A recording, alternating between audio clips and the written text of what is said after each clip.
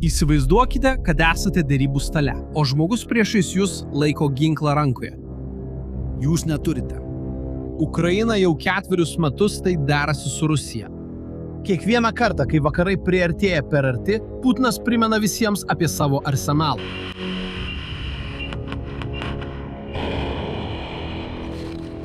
Ir ši strategija veikia. Veikia todėl, kad kitoje pusėje į jį nėra nukreipto jokio ginklo. Tačiau ne visada tai buvo. 1994 metais Ukraina turėjo 3. pagal dydį branduolinį arsenalą pasaulyje. Tai buvo 1900 galvučių. Ir žinai, kas nutiko? Ji atidavė visas mainais į popieriaus lapą. Rugpjūčio 9 dieną Britų laikraštis The Telegraph atskleidė dokumentą, kuris atsidūrė ant naujojo Jungtinės karalystės ministro pirmininko stalo. Dokumentas, kuris jai taps oficialia politika, pirmą kartą nuo 1994 metų vėl duos Ukrainai ginklą į rankas. Ir tai nėra tankas, tai nėra raketa, tai nėra pinigai. Aš tau tiksliai pasakysiu, kas tai yra ir kodėl Ukraina laukia to 32 metus. Pradėkime iš karto. Kas parašyta dokumente? Jungtinė karalystė siūlo savo branduolinį arsenalą Ukrainos apsaugai. Kitaip tariant, tai reiškia, kad jei Rusija panaudos branduolinį ginklą prieš ukrainiečius, Britai atsakys savais. Ir tai turi pavadinimą. Tai vadinama branduoliniu skėčiu. Gali atrodyti, kad kalbame apie skydą, tačiau iš tikrųjų tai yra kažkas kita. Tai yra atsakomojo smūgio pažadas. Planą perdavė ministrui pirmininkui Andžiui Bernhamui ir jo nacionalinio saugumo patarėjai. Ir jis apima ne tik Ukrainą. Jis taip pat apima Norvegiją, Šveicariją ir Vakarų Balkanus, buvusios Jugoslavijos regione. Ar pastebėjai vieną dalyką? Nė viena iš šių šalių nėra NATO narė. Kitaip tariant, šiandien niekas pasaulyje neprivalo jų ginti. Tai būtų pirmas kartas, kai jie turėtų kažką panašaus. Ši gynybos sąlyga plane netgi yra nukopijuota iš 4 ir 5 NATO straipsnių. Tas garsusis užpuolus vieną, užpuolami visi. Tik ta idėja nėra tokia paprasta. Ukraina turėtų ką nors duoti mainais. Ji turėtų išlaikyti milžinišką kariuomenę kaip nuolatinę sieną prieš Rusiją ir atverti savo dronų technologiją europiečiams. Ir štai ateina dalis, kurios niekas nesitikėjo. Jungtinė karalystė taip pat nori kažko iš šio sandorio ir tai nėra iš Ukrainos. Bet prieš parodydamas tau to kainą, turi suprasti, kokio masto pasiūlymas čia pateikiamas. Pažiūrėk. Jungtinė karalystė yra viena iš 3 NATO šalių turinčių branduolinį ginklą. Kitos 2 yra Jungtinės valstijos ir Prancūzija. Britų arsenalas yra mažiausias iš šių 3. Iš viso yra apie 225 kovinės galvutes, pasak Bulletin of the Atomic Scientists. Iš jų daugiausia 120 yra bet kada paruoštos naudojimui. Ir skirtingai nei kitų šalių, visos jos laikomos po vandeniu. Taip yra todėl, kad Jungtinė karalystė neturi raketų šachtose, neturi branduolinio bombonešio, ji turi 4 Vanguard klasės povandeninius laivus. Ir bent vienas iš jų visada yra jūroje kažkur, pakrautas. Į Šiaurės jūros arba Baltijos jūros šie povandeniniai laivai pasiekia Rusijos širdį. Ir būtent tai dabar yra ant stalo. Pakalbėkime apie kainą. Šią pasiūlymą parašė šis vyras čia, Nikas Bolesas, buvęs konservatorių deputatas, kuris paliko partiją dėl Brexit. Šiandien jis neturi jokio posto, bet turi kažką vertingo – ryšių. Ir ką jisai siūlo? Mainais už visą tai, Jungtinė karalystė vėl galėtų pardavinėti Europoje be tarifų ir be muitinės. Būtent to jie neteko, kai išstojo iš ES per Brexit. Ir jie nori tik gerosios sandorio dalies, be imigracijos, be euro, negrįždami į bloką. Kitaip tariant, jie nori atgauti tai, ką patys išmetė. Ir jie moka branduolinių arsenalų. Ir žiūrėk, Bolesas neslėpė savo ketinimų. Jis tai pasakė tiesiai Telegraph laikraščiai. Jis pasakė, kad jei Jungtinė karalystė bandys derėtis tik dėl prekybinės prieigos viena, jai nepavyks. Bet jei prašymą įpakuos į pasiūlymą, kuris išsprendžia Ukrainos problemą, bus daug lengviau tai parduoti. Jo žodžiais tariant, galima paaiškinti, kad tai nėra savanaudiška Britų sutartis. Iš tikrųjų, tai yra susitarimas, kurį europiečiai gali panaudoti savo problemoms spręsti. Iš esmės, jie naudoja užpultos šalies išlikimą kaip dovanų popierių prašymui dėl muito. Yra vienas skaičius, kuris paaiškina, kodėl Britai taip nori šio susitarimo.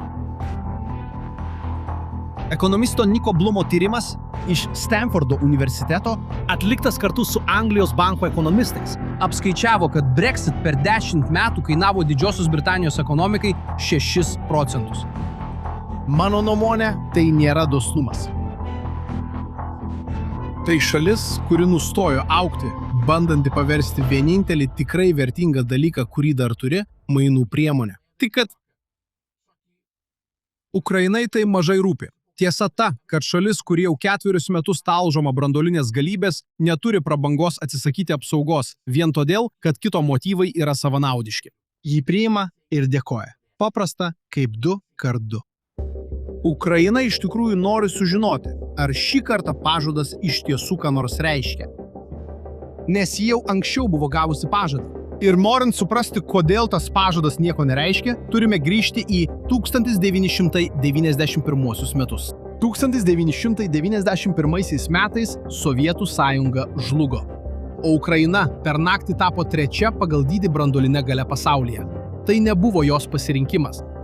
Tai buvo sovietiniai ginklai, kurie liko Ukrainos teritorijoje, kai viskas baigėsi. Apie 1900 strateginių kovinių galvučių.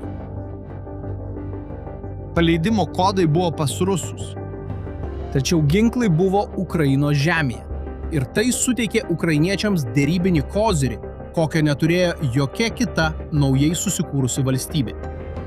Jungtinės valstijos ir Rusija norėjo, kad tai būtų išmontuota. Ir jie spaudė kartu.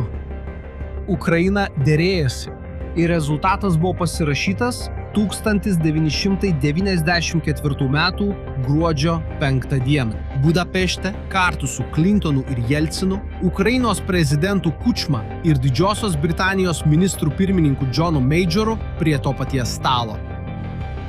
Jungtinės valstijos, Jungtinė karalystė ir Rusija įsipareigojo gerbti Ukrainos nepriklausomybę, suverenitetą ir sienas. Ir Ukraina perdavė 1900 branduolinių galvučių Rusijai. Tačiau čia yra svarbiausia šios istorijos detalė. Oficialus dokumentas anglų kalba nevartoja žodžio garantija. Jis vartoja kitą anglišką žodį – assurance. Praktiškai tai daug ką keičia, nes garantija įpareigoja veikti. O assurance, kuris galėtų būti išverstas kaip garantija, iš tikrųjų turi labiau politinio įsipareigojimo arba geros valios pažado reikšmę. Kitaip tariant, ši garantija nieko neįpareigoja siųsti kareivių. Ir amerikiečių derybininkai šį žodį pasirinko tyčia. Stevenas Pfeifferis, vadovavęs Jungtinių valstijų delegacijai, vėliau tai paaiškino be užuolankų. Jie nebuvo pasirengę prisimti karinio įsipareigojimo. Vis dėlto visą dokumentą suplėšė Kremlius. 2014 metais Rusija aneksavo Krymą. 2022 metais įsiveržė į visą šalį. Ir žinote, kas nutiko, kai Ukraina pareikalavo, kad tas dokumentas būtų vykdomas? Prieš atsakydamas į tai, užsiprenumeruokite kanalą ir įjunkite varpelį, nes mes kiekvieną savaitę sekame karą Ukrainoje. Na, atsakymą galite išgirsti iš paties Zelenskio. 2025 metų sausį jis davė 3 valandų interviu amerikiečių podcasteriui Lexui Friedmanui. Ir vienoje ištraukos vietoje jis sustabdo viską, kad pakalbėtų apie Budapeštą. Ir aš noriu suprasti, kaip tai atrodytų, kokios saugumo garantijos patenkintų Ukrainą ir patenkintų Rusiją. Ukrainai visų pirma reikia saugumo garantijų. Mes esame pavojuje. Būtent todėl jos taip ir vadinamos. Man tai ne juokai.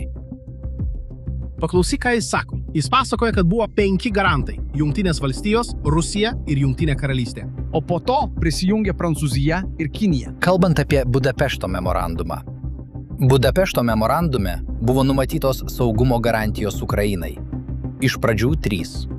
3 svarbiausi Ukrainos saugumo garantai. 3 strateginiai Ukrainos draugai ir partneriai. Tai buvo sutarta. Jungtinės Amerikos valstijos, Rusija, Didžioji Britanija, Prancūzija ir Kinija prisijungė. Buvo 5 valstybės, kurios... Ir tada jis aiškiai pasako, kad ten buvo angliškas žodis, tas vadinamasis assurance. Ir jis papildo sakydamas. Tai nėra jokia saugumo garantija.